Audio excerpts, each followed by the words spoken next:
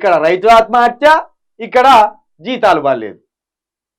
జీతాలు మహాప్రభు 4 నెలలుగా జీతాలు ఇవ్వలేదని ఖమ్మం ఆసుపత్రిలో ఆందోళన, ధర్నాకు దిగిన అవుట్సోర్సింగ్ ఉద్యోగులు అడిగితే బెదిరిస్తున్నారని కన్నీరు. గొడ్డు చాకిరీ చేయాలి, జీతాలు అడగొద్దు, ధర్నాలు చేయొద్దు, స్ట్రైక్ ముచ్చటే చెప్పొద్దు, జీతాలు ఎప్పుడొస్తాయని కూడా అడగొద్దు, వచ్చినప్పుడే వస్తాయి, వస్తేనే ఇస్తాం. ఇది ఖమ్మం జిల్లా ప్రభుత్వ హాస్పిటల్ అధికారుల తీరు. 4 నెలలుగా జీతాలు అందక అవుట్సోర్సింగ్ ఉద్యోగులు నానా యాతలు పడుతున్నారు. జీతాల కోసం సూపరింటెండెంట్ నుంచి కలెక్టర్ వరకు ఎవరిని అడిగినా సరైన సమాధానం మాత్రం రావడం లేదు. ఖమ్మం జిల్లా ప్రభుత్వ హాస్పిటల్ పనిచేసే అవుట్సోర్సింగ్ ఉద్యోగులు జీతాలు అందక ఆందోళన బాట పట్టారు. 4 నెలలుగా జీతాలు రావడం లేదంటూ బుధవారం విధులు బహిష్కరించి హాస్పిటల్ ముందు ధర్నాకు దిగారు. అక్కడే వంట వార్పు నిర్వహించారు. 4 నెలలుగా వేతనాలు అందక కుటుంబ పోషణ భారంగా మారిందని ఆందోళన వ్యక్తం చేశారు. మీరు అందరు కలిసి మంత్రుల ఇండ్లకు పోయి పనులు చేయండి, మంత్రుల ఇండ్లలోనే ఉండుర్రి, ముఖ్యమంత్రి ఇంటికి వెళ్ళుర్రి.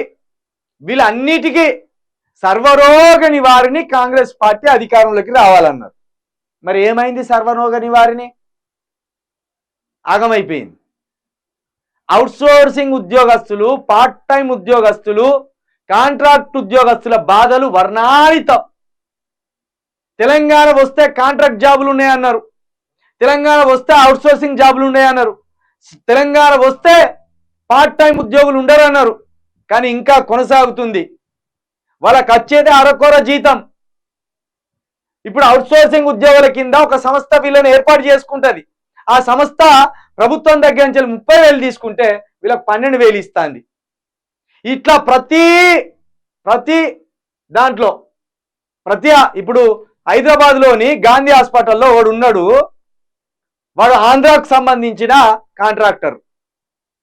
హరీష్ రావు గారు వైద్య ఆరోగ్య శాఖ మంత్రిగా ఉన్నప్పుడు ప్రతి ఉద్యోగస్తులకు 20,000 జీతం అని రాపించుకొని బాండ్ పేపర్లు వాళ్ళకి ఇచ్చేది 13,000 రూపాయలట. అంటే ఒక్క ఉద్యోగస్తుల మీద 7,000 రూపాయలు వీళ్ళ కమిషన్. అంటే చూడండి ఎంత శ్రమ దోపిడీ జరుగుతుందో, ఎంత డబ్బును కాంట్రాక్టర్లు మధ్యలో ఉండి ఆగం చేసి కోట్లకు పడగలెత్తాలో. మరి కాంట్రాక్ట్ వ్యవస్థ అవసరమా?